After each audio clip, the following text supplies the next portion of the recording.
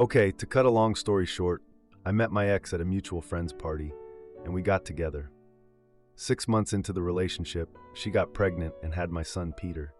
When Peter was 1 year old, I caught her cheating with her friend. I found out later that they had been sleeping with each other on and off ever since we got together. I kicked her out. I was blindsided, not gonna lie. She had no remorse for what she did. I wanted to completely cut her off, but I had Peter to consider.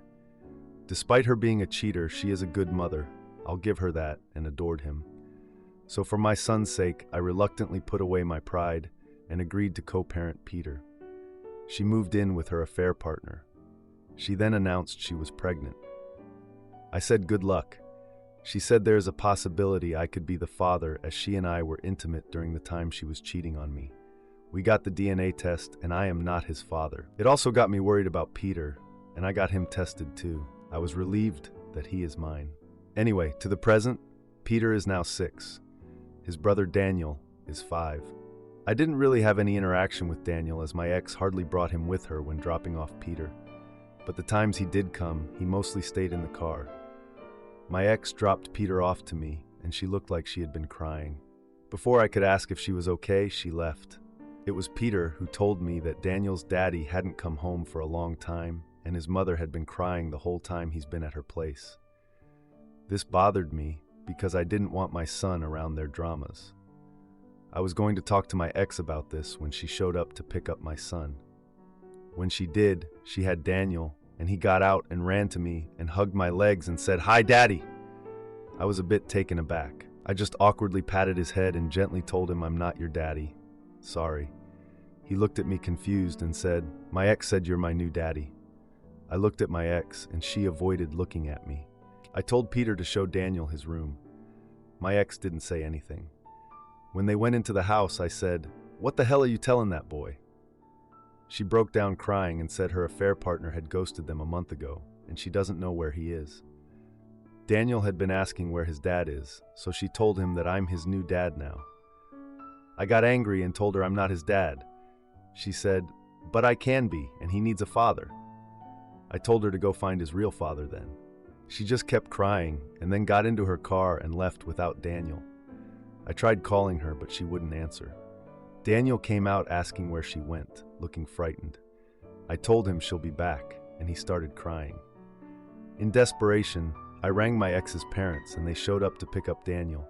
I explained what happened, and they apologized. I was angry and called my sister and told her, and she said, is it really that much of a problem that you be there for him? He is innocent in all this, and he is Peter's brother. Just think about it." I hung up. The problem is I have been thinking about it, and it's really messing with my head. I know he's innocent, but is it not my job, is it? Now, for a few comments before the update. Comment 1. Time for you to file for full custody. She just abandoned her other son at your place. You can in fact call the police in those situations. From what it sounds like, she would continually take advantage of you, so there is no way to take in his brother, even for specific moments without the drama. She is insane if she thinks she can tell her other son that you are his dad and have you be okay with that. That poor boy is going to have some serious problems. Comment 2. It is not your job, and your ex is being terribly cruel to Peter, Daniel, and you by telling Daniel that tell your ex she needs a lawyer and to get after the AP for child support. If you want to be kind, talk to a family therapist about the best way to talk about this with Peter, Daniel, and your ex to make it clear that you are only Peter's daddy. Now for the update. Hey Reddit, it's been a month since my last post, and boy do I have an update for you.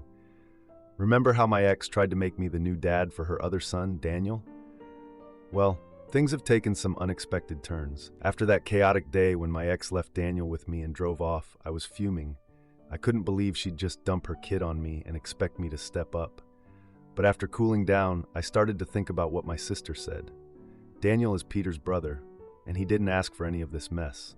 It's not his fault his dad bailed.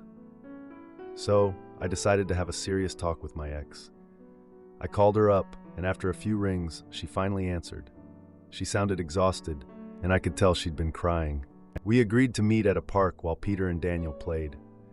It was awkward at first, but we needed to figure things out for the kids' sake. She apologized for leaving Daniel with me and explained that she was just overwhelmed. Her affair partner, the guy she left me for, had vanished without a trace. No calls, no texts, nothing. She was struggling to handle it all, and in a moment of desperation, she thought I could fill that void. I told her straight up that I wasn't going to replace Daniel's dad, but I also said I cared about Daniel because he's Peter's brother. We needed to work together to make sure both boys were okay. Over the next few weeks, I started to see more of Daniel. My ex would bring him along when she dropped off Peter, and I'd let him stay and play. I couldn't help but feel for the kid. He was just as much a victim in all this as Peter was.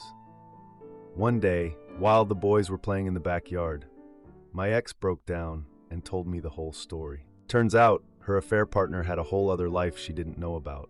Another family, other kids. When it all came crashing down, he chose to run rather than face the consequences. I was shocked. I mean, I knew the guy was a cheater, but this was next level.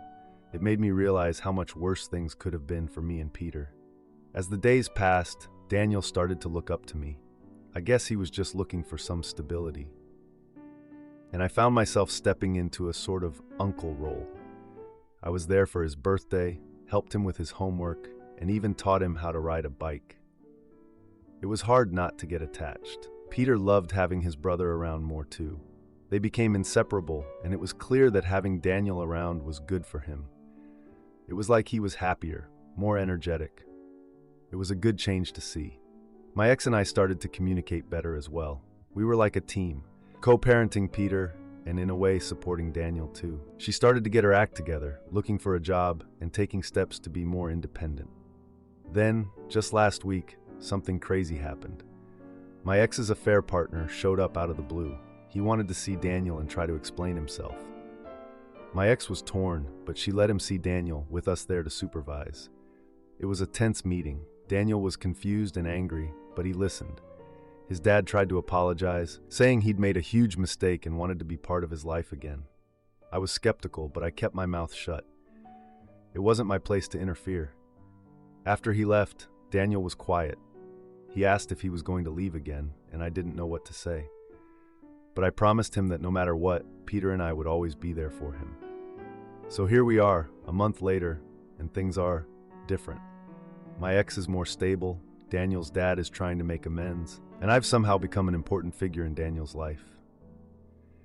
It's not what I expected, but I'm rolling with it. Peter and Daniel are at my place right now, building a fort out of blankets and pillows. They're laughing and shouting, and it's a good sound. A sound that I never thought I'd appreciate as much as I do now. My best friend's betrayal left me stranded abroad, so I exposed her cheating. She played the victim, but the twist was on her. My best friend forever, let's call her Anne, has a boyfriend, let's call him Mark. Originally, we were supposed to take this trip in early 2020, but that kind of didn't happen due to infection 19. We luckily managed to get a refund on the majority of things. This trip served two main purposes. Firstly, it was for a vacation that both of us have wanted to do since we were young. Secondly, Anne was going to go see a big part of her mom's side of the family that she hasn't seen in over a decade. It was kind of a 50-50 split, as this was supposed to be almost a 2-month trip that I have personally been saving for years now. One thing to note is that Anne is fluent in the primary language of where we are vacationing, while I am not. I can talk to some city people enough to get by, but once I leave and the slang and dialects start popping in, I am lost. It was just supposed to be Anne and me. However, a last-minute addition was made with her including her current boyfriend of 3 years. This was more or less dropped on me pretty much 2 weeks before we left. I was really unhappy with this because, well, it messed up a lot of plans, but I begrudgingly accepted him after we reworked some stuff. However, I told Anne multiple times, as well as her boyfriend, that this trip is about us, not Anne and her boyfriend. The first night we were there, Mark dropped to one knee, pulled out the ring, and asked her to marry him. Since then, I feel like a third wheel who is no longer welcome on this trip. This has changed everything. The trip is now basically about Anne and her new fiancé. Multiple times, we had a lot of plans, including some things that were already paid for, and instead, she ended up ditching me to spend time with Mark. Tomorrow, we are supposed to catch a train and travel for the next part of our trip, and she wants me to go alone. Instead, she confronted me and said that she needs at least a week to figure out her feelings and organize her thoughts. So instead, they booked something fancy for couples without telling me. Instead, she wants me to go on a trip alone as a woman in a country where I can barely speak the language. Even worse, I am basically going to have to show up to some extended part of her family alone and ask to stay there. She said it's fine, but it's really uncomfortable. I tried to talk to her, and she got really upset and told me that this vacation isn't just about me, and that hurt me a lot. Now, pretty much, I am going to be spending Christmas alone in a country where I don't speak the language. I got pretty emotional and asked her what the F am I expected to do. She got really defensive and said it's just a week and we are here until early February. She will meet up with me on New Year's Eve or the day after. My question is, how can I talk to her and make her understand that she cannot just ditch me without coming off like a massive jerk? Now for a few comments before the update. Comment 1. Friendship is dead, my friend. I would accept that you need to rework the trip for yourself to take as a solo trip. She doesn't care for you or your safety and comfort. It sucks, but how much are you supposed to take? Spend the extra money to be safe, and hopefully she doesn't owe you any money. If you owe her money, I would keep track of your extra expenses and then let her know you're taking it from the money you owe her. Please update me, and I hope your trip turns out wonderful. Comment 2. Honestly, go your own way and do not meet up with her again at any point during the trip. If you can afford it, do not stay with her family for any of the rest of the trip. Just ghost her and fly home the day before you were supposed to leave with her. If you get an invitation to the wedding or to be a bridesmaid or MOH, decline and do your own thing. She just showed you who she is. It's time for you to believe her. Now for the update. Hey everyone, a lot has happened since my last post, and I'm here to spill the tea on the latest drama. So buckle up because this update is a rough ride. After Anne ditched me to spend time with her new fiancé, Mark, I was left to navigate the next leg of our trip solo. Remember, this was supposed to be our dream vacation, and now I was feeling more like an unwanted tag-along than a best friend.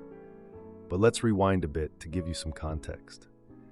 Anne and I have been inseparable since middle school. We've been through everything together, from our first crushes to our awkward high school phases. We even planned this trip during one of our late-night sleepovers, promising each other that one day we'd make it happen. And now, here I was, feeling abandoned in a foreign country. Back to the present chaos. I managed to catch the train alone, and it was a nightmare. I struggled to communicate, got lost twice, and to top it off, I had to explain to Anne's relatives in broken language why I was there without her. They were nice about it, but I could tell they were confused. Meanwhile, Anne was posting pictures on social media of her and Mark's romantic getaway. It stung to see them so happy while I was miserable. I tried to enjoy my time with her family, but it was hard not to feel resentful. A few days into my solo adventure, I got a text from Anne. She wanted to meet up earlier than planned. I was hopeful that we could finally talk things out. We met at a small cafe, and that's when things took a turn for the dramatic. Anne confessed that she and Mark had been fighting. A lot. The stress of the engagement and being away from home was getting to them. She was in tears, saying she didn't know if they were going to make it. I was shocked. This was the first I'd heard of any trouble in paradise. I comforted her, and we spent the day together, just like old times. It felt good to reconnect, but I couldn't shake the feeling that something was off. That night, I got a call from Mark. He was frantic, apologizing for everything and begging me to help him fix things with Anne. Turns out, Mark had been planning to propose for months. He wanted it to be a surprise for Anne and thought the trip would be the perfect opportunity. He didn't realize how much it would affect our plans. He admitted he was wrong to intrude on our trip and asked for my forgiveness. I was torn. On one hand, I was still hurt by how things had turned out.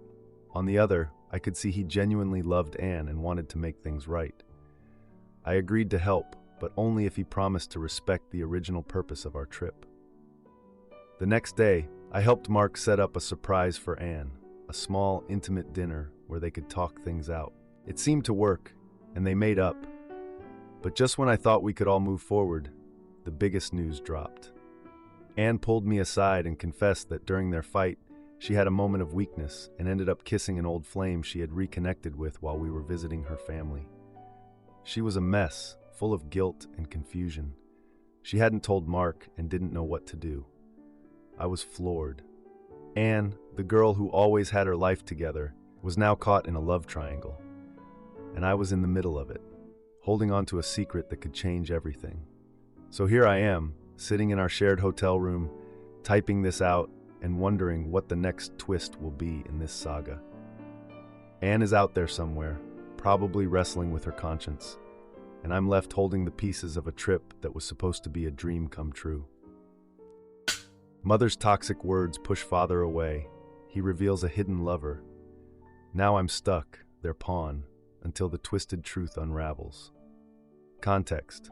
My mom has always had narcissistic and emotionally hurtful qualities, but for the past couple of years, she has also been dealing with health issues, and my father and I are doing our best to help her manage day-to-day activities. She has enough agency to walk around and clean the house, but she struggles with becoming lightheaded at times along with her elevated blood pressure. We are all currently living together.